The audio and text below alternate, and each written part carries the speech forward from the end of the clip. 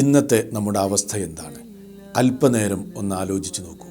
കൊട്ടാര സമാനമായ വീടുകൾ, എന്നാൽ ചെറിയ കുടുംബങ്ങൾ. വൈദ്യശാസ്ത്രം വളരെ പുരോഗതി പ്രാപിച്ചു, എന്നാൽ രോഗങ്ങൾ ഇന്ന് വളരെ കൂടുതലാണ്. മനുഷ്യൻ ചന്ദ്രനിൽ വരെ എത്തി, എന്നാൽ തൊട്ടടുത്ത അയൽവാസിയെപ്പോലും മനസ്സിലാക്കാൻ സാധിക്കുന്നില്ല. ധനം അധികരിച്ചു, എന്നാൽ മനസ്സമാധാനം നഷ്ടമായി. ബുദ്ധി വികസിച്ചു, വിവേകം നഷ്ടമായി കൊണ്ടിരിക്കുകയാണ്. വിജ്ഞാന വിസ്ഫോടനം സംഭവിച്ചു, എന്നാൽ ഇന്ന് തിരിച്ചറിവ് തീരെയില്ല. വൈവിധ്യമാർന്ന വാച്ചുകൾ നമ്മൾ ഉപയോഗിക്കുന്നു, എന്നാൽ സമയം ഇന്ന് നമുക്കൊന്നിനും തികയുന്നില്ല. കൂട്ടുകാർ വർദ്ധിച്ചു, എന്നാൽ സത്യസന്ധത ഇന്ന് വളരെ കുറവാണ്.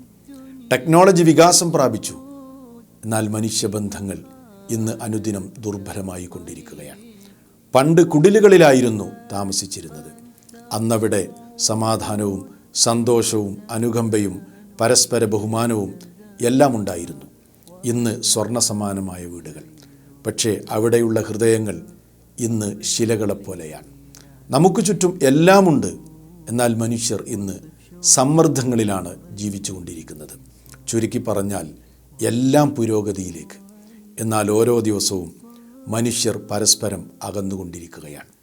അതുകൊണ്ട് ധൂർത്തും ആഡംബരവും താൻ പോരിമയും ഒന്നുമല്ല നമുക്ക് വേണ്ടത്, മറിച്ച് വിനയവും ലാളിത്യവും സൽസ്വഭാവവും, അതോടൊപ്പം ബന്ധങ്ങൾ വാടാൻ സമ്മതിക്കാതെ നട്ട് നനച്ച് വളർത്താനും നമുക്ക് സാധിക്കണം.